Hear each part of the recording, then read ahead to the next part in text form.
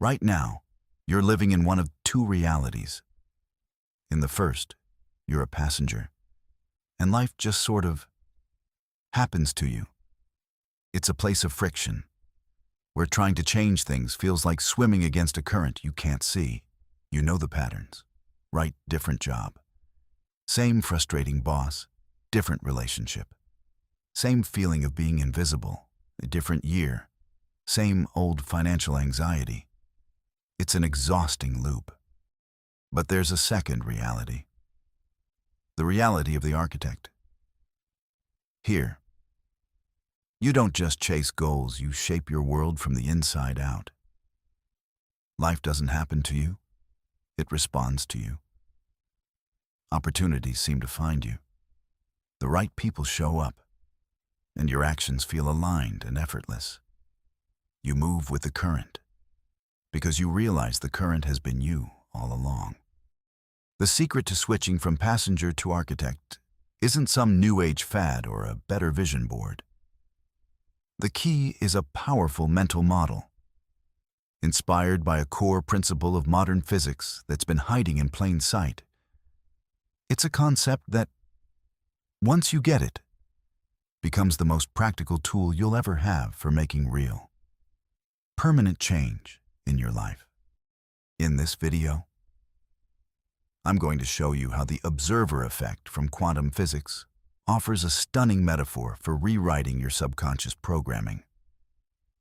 By the end, you won't just understand the ideas. You'll have a clear framework to stop being a passenger and finally step into your power as the architect of your life.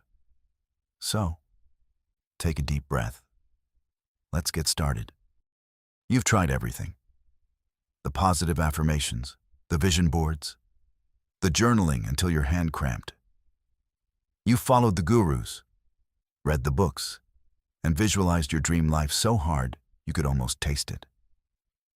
And yet, here you are, still feeling stuck, still feeling like you're on the outside looking in, watching other people effortlessly get the life you've been working so hard for. That frustration you feel, it's valid. The exhaustion is real. But what if the reason it hasn't worked isn't because you're doing it wrong, but because you've been given an incomplete map? You've been trying to steer a giant ship with sheer willpower, while a much more powerful force, your subconscious programming, has been secretly steering you right back to the same old port. What if your reality repeating itself isn't a coincidence, but a reflection of your own internal energy? What if it's a predictable system today? We go beyond the surface-level chatter and look at the deep science that can help us understand our own power. This is where modern neuroscience and ancient wisdom start to shake hands. This is quantum manifestation. To really get the power you hold, we have to start small, like the smallest possible level of reality, the quantum world. For a long time, we saw the universe as a giant clockwork machine. Predictable, cause and effect. You're here. The world is out there. And to change things, you have to apply force. But at the turn of the 20th century, physicists like Einstein, Planck, and Bohr found something so bizarre. It completely shattered that old view of reality. They discovered the quantum realm, and down there, the rules are weird. The most mind-bending example of this is the famous double-slit experiment. The setup is simple, but the results are world-changing. Scientists shot tiny particles, like electrons, at a screen with two slits in it. Behind that screen was a detector to see where they landed. Now, when no one and no instrument was watching to see which slit the particles went through, something wild happened. The particles didn't act like tiny solid balls, they acted like waves. They seemed to pass through both slits at once and created an interference pattern on the detector screen, a pattern that only a wave could make. It was as if the unobserved particle wasn't in any single place. It was a wave of pure potential, a cloud of every possibility existing at the same time. This is called superposition. But here's where it gets crazy. The moment the scientists set up a measuring device to observe which slit the particle actually went through, the whole picture changed. The act of measurement of interacting with the particle forced the wave of potential to collapse. The particle stopped acting like a wave and behaved like a good old-fashioned speck of matter. It went through one slit or the other, and the wave pattern vanished, replaced by two simple lines. Let that sink in for a second. The act of measurement fundamentally changed the outcome. The observer and the observed were linked. Now, in physics, the observer here doesn't mean a human mind with intentions. It simply means any interaction that measures the system. But as a mental model for our inner life, this idea is incredibly powerful. The question, what is it doing when we aren't looking, got a shocking answer when it's not being measured. It's a field of possibility. So, what does this have to do with you? This isn't just a quirky lab experiment. It's a profound metaphor for the power of your own focus. Just as a detector collapses a wave of potential into one reality, your focused attention acts as a similar force in your own life. You are the observer of your reality. Let's use this as a mental model, not a literal diagram of the universe. Imagine all of reality as a quantum field, an invisible field of energy and information. Dr. Joe Dispenza describes it as an invisible intelligence governing nature. In this metaphor, every future you can imagine, a future where you're thriving, healthy, or in a loving relationship, already exists as a potential in this field. They are all waves of possibility waiting for an observer. Your focused attention is the tool you use to select a reality from that infinite menu. Where your attention goes, your energy flows. That's no longer just a self-help cliché. It's a powerful way to describe how we direct our creative energy. Your mind, through focused awareness, takes the infinite potential you can imagine and collapses it into the specific, tangible experiences you have. You aren't just passively watching your life unfold. You are actively participating in its creation, moment by moment, with every single thought you repeatedly focus on. The problem: most of us were never taught how to be conscious observers. We let our attention get hijacked by our environment, our past trauma, our fears. And so, we keep observing the same reality, collapsing the same old possibilities, and then wonder why nothing ever changes. To change your life, you have to change what you're observing. And to do that, you have to understand the instrument of observation, your subconscious mind. Oh. Now, the quantum observer effect is a perfect metaphor. But it's not the whole story.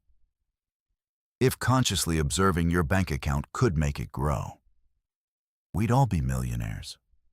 We know it doesn't work that way. The reason is that the observer isn't just your conscious mind, the part of you listening to this video. The real observer, the one running the show 247, is your subconscious mind.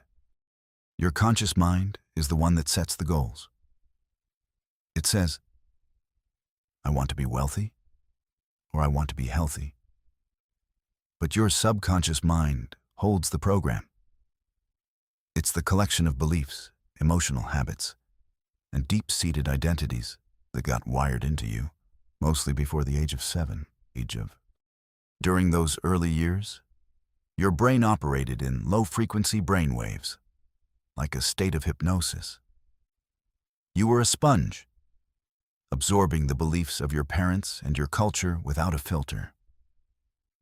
If you grew up hearing things like money doesn't grow on trees, or you watched your parents constantly stress about finances, you didn't just hear it, you downloaded it. That became a core belief in your subconscious program. So now, as an adult, your conscious mind says, I want to be abundant. But your subconscious program and the powerful observer running in the background is constantly looking for evidence of lack. It's locked into a state of money is scarce and stressful. This creates an internal conflict we can call incoherence. Your thoughts and your feelings are at war. To create change powerfully, your thoughts and feelings have to be aligned. A clear intention needs to be backed up by an elevated emotion. But when you have a clear thought, I am wealthy, paired with a contradictory feeling, that pit of anxiety in your stomach, your internal signal is scrambled. The most powerful message wins, and your feelings, which are the language of your body, almost always overpower your thoughts. You don't get what you want in life. You tend to get what you are, on a subconscious level, or more accurately, what your nervous system has learned to expect. And the good news is that learning can be updated. You attract the sum total of your state of being, which is run by that old programming. This is where the heart comes into play. Research from the Heart Math Institute shows that the heart generates a powerful electromagnetic field, much stronger than the brain's. It's more than a pump. It's an intelligence center that sends more information to the brain than the brain sends to it. The state of alignment between your heart and brain is called heart coherence. When you're in a state of genuine gratitude, appreciation, or love, your heart rhythm becomes smooth and orderly. This isn't just a nice feeling. It's a measurable physiological state that has been associated with improved brain function, lower stress hormones, and a more coherent signature in your nervous system. This coherent state is the clearest signal you can send to your own body. It's the unwavering instruction that says, this is who I am now. Affirmations often fail because they're just words your conscious mind repeats while your body is still living in a state of doubt or unworthiness. You can't just think your way to a new reality. You have to feel it. You have to generate the emotional state of your future before it happens. You have to convince your body, your subconscious observer, that the future you want is happening now. The key to reprogramming isn't to try harder with your conscious mind. It's to bypass it and speak directly to the subconscious in its native language feeling. Once your subconscious observer starts to experience a new reality on the inside, your external world will begin to reflect it. Or ever feel like you're living the same day over and over, stuck in a loop you just can't seem to break? That's not in your head. It's the direct result of your subconscious program running on autopilot. Here's how it works. Every thought you think creates a chemical reaction in your brain, and those chemicals produce an emotion. So, if you think, I'm not good enough, your brain releases chemicals that make you feel unworthy. Now, that feeling of unworthiness makes you think even more thoughts that match it. You've just created a feedback loop. A thought leads to a feeling, which leads to more of the same thoughts. Do this enough, and you are literally conditioning your body to live in that emotional state. It becomes your familiar baseline. Whether it's anxiety, frustration, or guilt, your body can get used to these emotions. Some researchers even suggest your cells can adapt to expect that specific chemical cocktail. So, if you've spent 20 years living with anxiety, Your body's comfort zone is anxiety. The second you try to feel peace, your body might send a panic signal to your brain saying, "Wait, something's wrong. Where's the anxiety I'm used to?" And your brain, being a good servant, will find a reason to be anxious. And boom, you're right back in the loop. This is the biological reality of being stuck. You aren't just thinking from your past, you are living in your past. Chemically. Over time. Your personality starts creating your personal reality. This loop gets carved deeper by neuroplasticity. That's your brain's ability to rewire itself by forming new connections. It's a neutral process. It works for you or against you. Every time you repeat a thought or feeling, you strengthen its neural pathway. As neuroscientists say, neurons that fire together, wire together. If you've spent a lifetime worrying about money, you've built a neurological superhighway for thoughts of lack. It's fast and efficient. The thought of abundance, meanwhile, is like a tiny, overgrown path in the jungle. Your brain, designed for efficiency, will always want to take the highway. Your brain has been physically wired to produce the reality you currently have. This is why willpower fails so often. When you just decide to be different, you're fighting against deeply grooved neural pathways and your body's own chemical conditioning. You're fighting the momentum of who you've been. And here's the kicker. Your attention reinforces the loop. If you spend all day obsessing, "I don't want to be in debt," what is the subject of your focus debt? You are energizing the very reality of debt in your mind. And so you'll keep noticing and creating circumstances that sustain it. You're using your powerful creative focus to manifest the exact thing you're trying to avoid.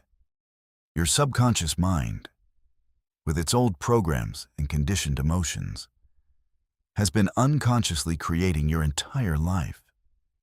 It's been observing the same reality on repeat, creating the illusion that this is just how things are. The good news: the same rules that built the prison can set you free. Neuroplasticity means your brain can be rewired. Your emotional habits can be broken. Your attention can be consciously aimed.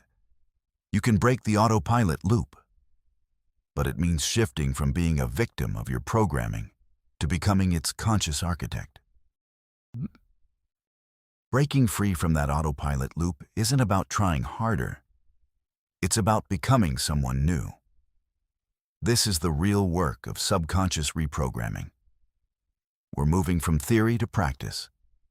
The goal is to install new hardware and software, new neural pathways, and new emotional habits, so your default state of being matches the future you want. Here are 3 powerful techniques, grounded in both neuroscience and these powerful mind models, to start the process. Technique 1. Emotionally charged visualization. This isn't the passive daydreaming you might have tried before. This is an active, immersive process. Your subconscious mind doesn't know the difference between a real-life experience and one you vividly imagine. When you truly commit to this, your brain and body begin to change as if the event has already happened. Here's how to do it right. Find a quiet space. Close your eyes and take a few deep breaths, shifting your brain waves from the stress of beta down to the creative calm of alpha. Now, don't just see your goal. Step into it. What does it actually feel like to have already achieved it if you want financial freedom? Don't just picture numbers in a bank account. Feel the sensation of relief in your chest. Feel the tension leave your shoulders. Feel the joy of being able to treat your family. What is the dominant emotion of your future self? Is it freedom? Joy, peace, confidence? Your job in this meditation is to generate that emotion in your body. Right now. Let it fill you up. The more you can feel the emotion of your future, the more you are signaling to your subconscious that this is your new reality. The thought, the vision, is the blueprint. The emotion, the feeling, is the powerful charge that reshapes your internal landscape. You are measurably changing your biology to line up with your intention. Do this consistently, and your body stops being a record of the past and starts becoming a map to the future. Technique 2, heart-brain coherence and state regulation. Your state of being is your point of attraction. If you want to change what you attract, you have to learn to manage your state. This isn't about suppressing bad feelings, but about consciously choosing and cultivating the states you do want. The most powerful way to do this is through heart-brain coherence. The HeartMath Institute offers a simple but profound method called the quick coherence technique. First, focus your attention on the area of your heart. Imagine your breath flowing in and out of your heart or chest area. Breathe a little slower and deeper than usual, maybe a 5-second inhale and a 5-second exhale. This simple act of heart-focused breathing starts to regulate your body's internal rhythms. Second, while you're doing that, actively generate a positive, renewing feeling. Remember someone you love deeply, a pet, a beautiful sunset, or a moment of pure gratitude. Really try to re-experience that feeling in your body right now. Doing this for just a few minutes a day begins to create a new emotional baseline. You're training your nervous system to operate from coherence instead of stress. This coherent state doesn't just feel good. It improves your thinking, boosts your intuition, and most importantly, puts your body in the optimal state for creation. When you feel yourself slipping into old patterns of anxiety during the day, you can use this as a tool to consciously shift your state. You're taking back the remote control. If these ideas are resonating with you and you want to keep exploring them, you're welcome to subscribe to the channel. Think of it less as following a channel and more as making a small, gentle commitment to your own journey of becoming the architect of your life. Technique 3, conscious attention. Redirection and acting as if. Your current reality is just the leftover evidence of your past focus. To create a new one, you have to pull your attention away from the unwanted present and place it firmly on your desired future. This is the art of attention redirection. Throughout the day, your old programming will pop up. A negative thought, a familiar doubt. The old way is to fight it or analyze it to death. But what you resist persists. Resisting is just another way of focusing on what you don't want. The new way is to notice and redirect. When the thought, "I'll never be able to afford," that appears, just notice it without judgment. See it for what it is, an echo of an old program. Then, gently but firmly, redirect your focus. Ask yourself, what would my wealthy future self be thinking right now? How would the version of me that is thriving feel in this moment? Then, choose to think and feel from that place. This leads to the practice of acting as if. This doesn't mean being fake. It means making choices from the identity of the person you're becoming, not the person you've been. How would the healthy you act? Would they choose the salad or the junk food? How would the confident you walk into that meeting, shoulders back, making eye contact? Every time you make a choice that aligns with your future self, you cast a vote for that new reality. You're literally building new neural pathways. You're proving to your subconscious mind, through your actions, that you're serious. Action is what makes the new identity real. You're no longer just visualizing. You're embodying. You're becoming the person who naturally attracts the life you desire, because it's simply a reflection of who you now are. When you truly commit to this internal work, your external world almost always begins to change in response. It's not a magic trick. It's more like a law of reflection. Your personal reality is a mirror of your personality. When you change your thoughts, feelings, and actions, the mirror has no choice but to show you a new image. But this shift doesn't always show up as a lottery win overnight. At first, it's more subtle, a series of signs that let you know you're on the right track. Here's what to look for. First, you'll start noticing more synchronicities. These are meaningful coincidences that feel a little too perfect to be random. You think of an old friend, and they text you. You have a question, and you randomly hear the answer in a song or a podcast. You set an intention, and the perfect person or resource just seems to appear. Some believe this is the universe communicating with you, a sign that you're moving from a state of internal conflict to coherence. Your signal is getting clearer, and your life is responding in ways that feel magical. Pop into your head in the shower. Pop into your head in the shower. Actions that used to feel like a huge struggle will now feel natural. This is what it feels like to operate from a place of alignment instead of force. You're not just pushing yourself toward a goal. You feel like you're being pulled by your future. Third, you'll see what some call bridge of incidents. These are opportunities that aren't the final destination, but are clearly the next logical step on the path. You might not get your dream job offer right away, but you'll get invited to a networking event where you meet someone who works at your dream company. You might not manifest $1 million, but you'll stumble on an investment opportunity with huge potential. Recognizing and acting on these bridge events is key. They are the pathway being built to your larger goal. And fourth, maybe the most important sign of all, your internal state will shift long before your external world fully catches up. You'll feel a sense of peace, even if the numbers in your bank account haven't changed yet. You'll feel whole and worthy, even if you haven't gotten the thing you thought you needed to be happy. This is the ultimate sign you've succeeded.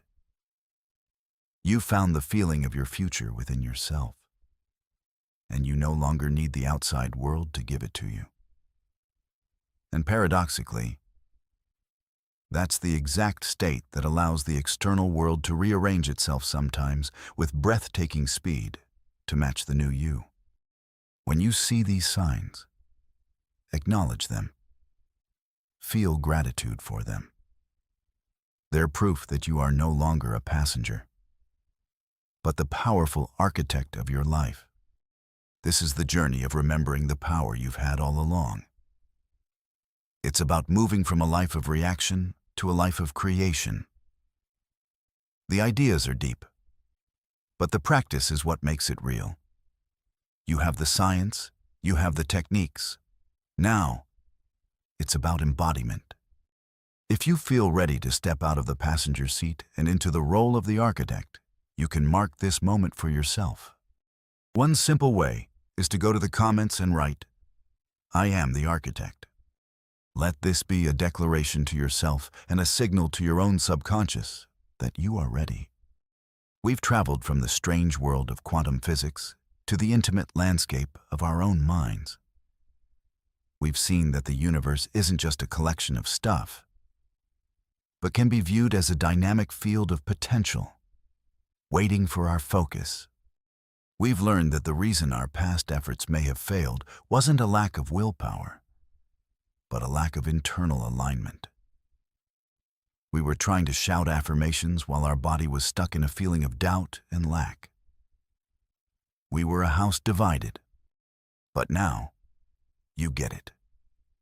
You get that to change your life, you have to change your energy. You become a conscious observer of a new reality. You do this by rewiring your brain and reconditioning your body to a new emotional state. You learn to generate the feelings of your future in the present moment, becoming an energetic match for the reality you want to experience. This isn't just wishful thinking.